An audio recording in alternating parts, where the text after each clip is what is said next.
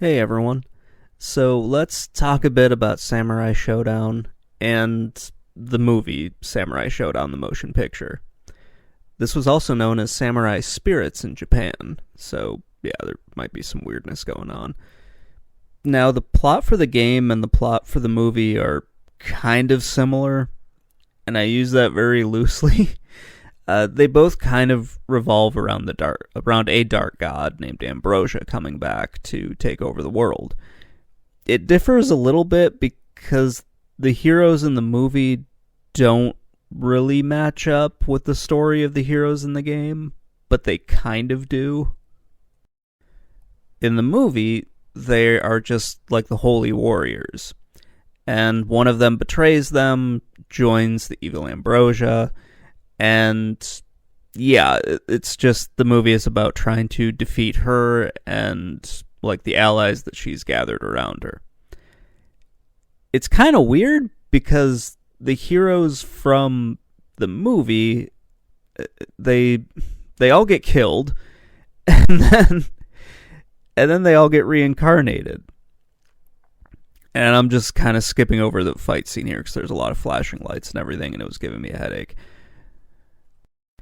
So all the heroes get killed and get reincarnated, which kind of confused me a bit because I was like, okay, well, that was a quick movie. But they all come back, and they all look exactly the same, and they're all wearing the exact same clothing that they did 100 or a few hundred years. I think it was just 100 years in the past.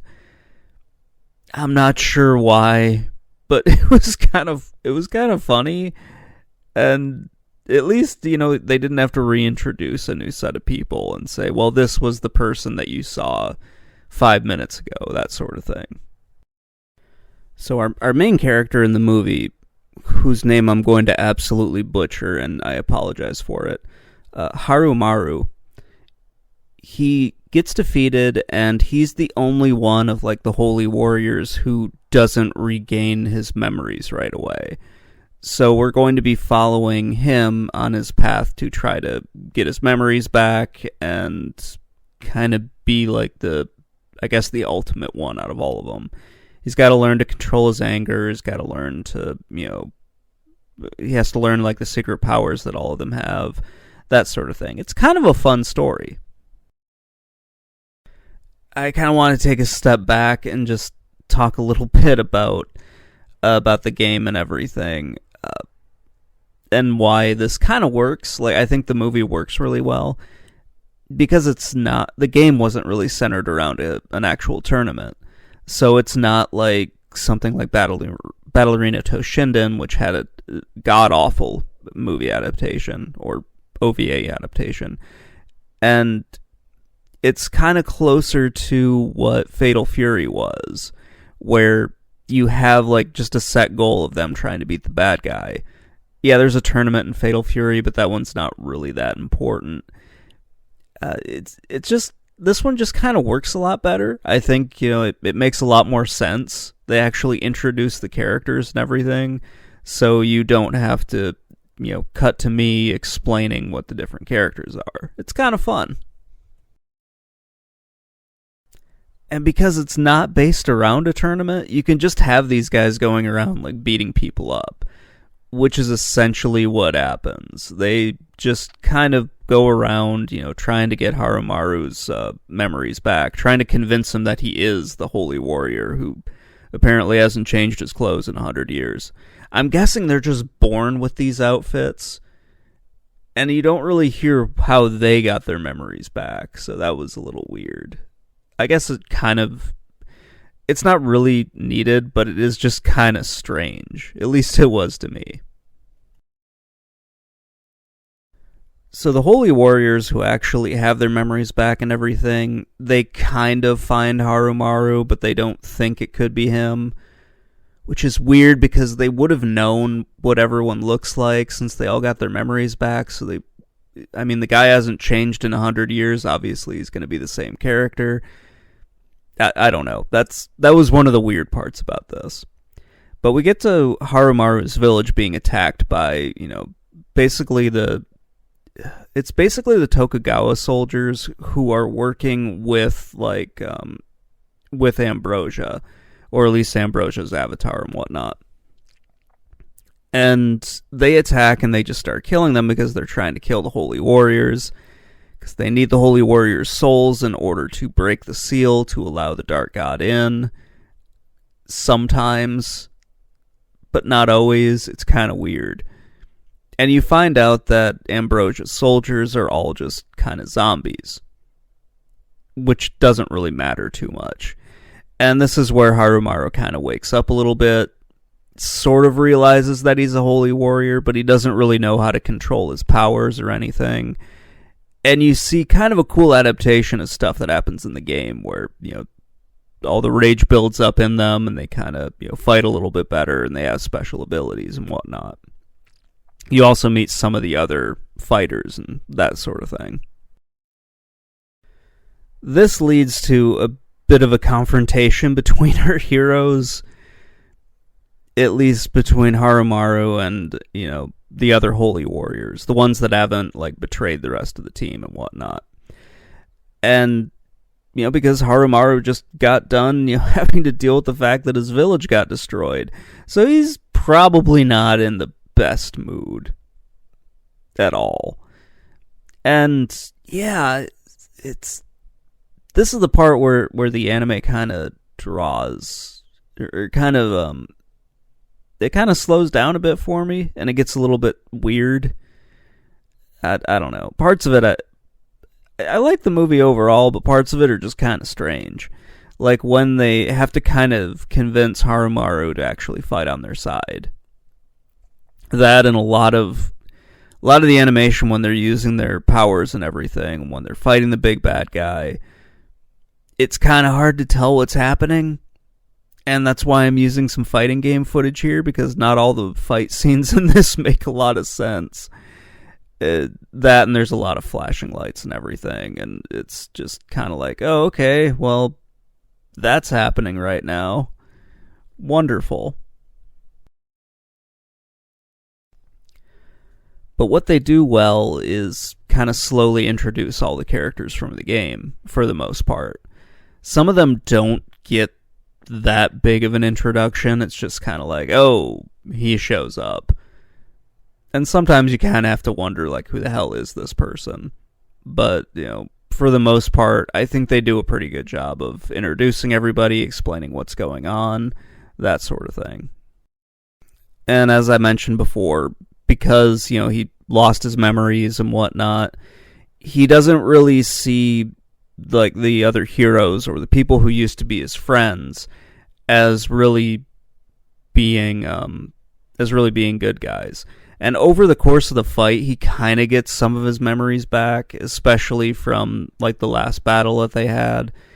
So he kind of understands what's going on, but not really at first. He's also incredibly stupid. So he just kind of runs off to go and fight the big bad guy right away. Just immediately takes off to go do it. Obviously, he wants to avenge his village, everything. I understand that. But it just kind of felt like, okay, we need to rush to another battle scene.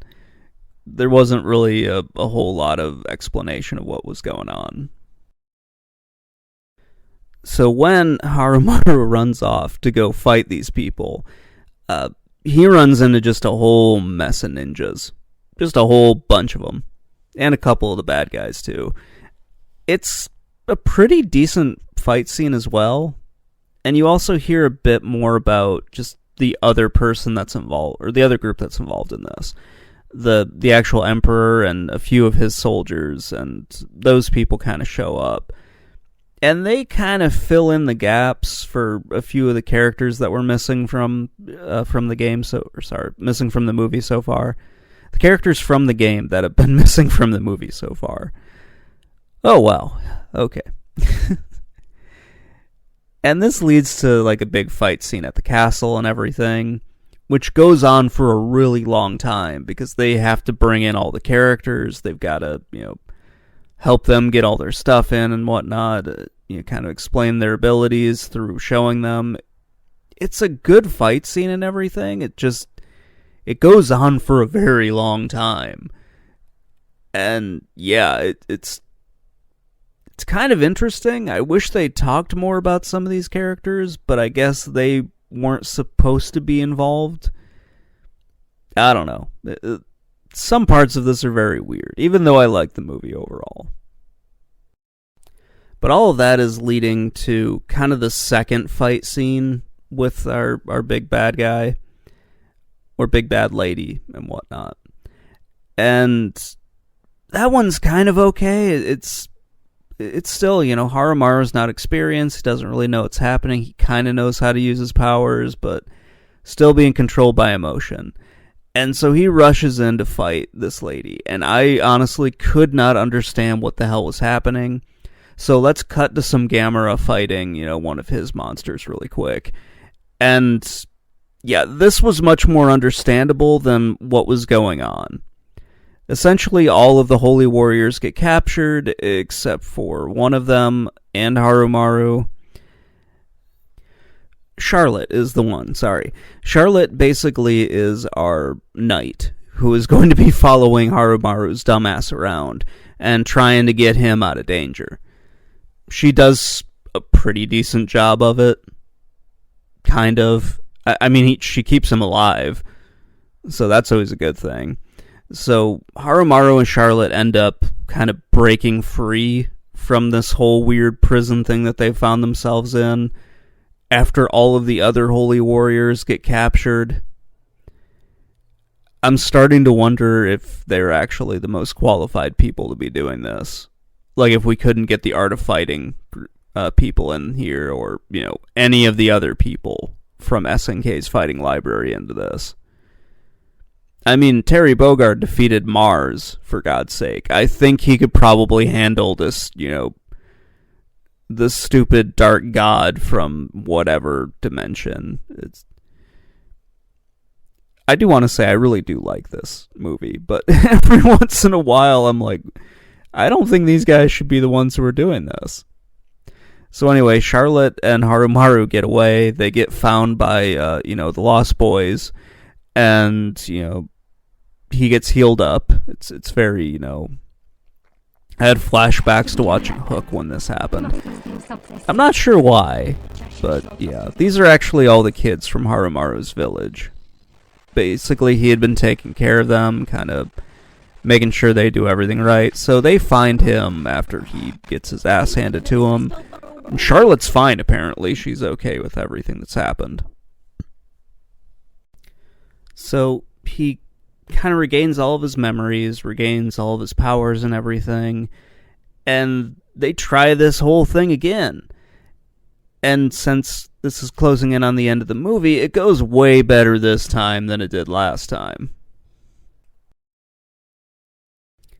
They show up at the big bad castle thing, which is now floating in the sky because, evil powers tend to do that. They just sort of make buildings go up in the air and everything. It's weird. I don't exactly understand why this is like a strange trope, but bad guys' evil bases always tend to just float up into the air and whatnot. Occasionally they're shackled to the earth, but most of the time not. Anyway, they free the holy warriors and everything, and we have one more kind of fight with our, the evil warrior who betrayed, not the evil warrior, the holy warrior that betrayed the group.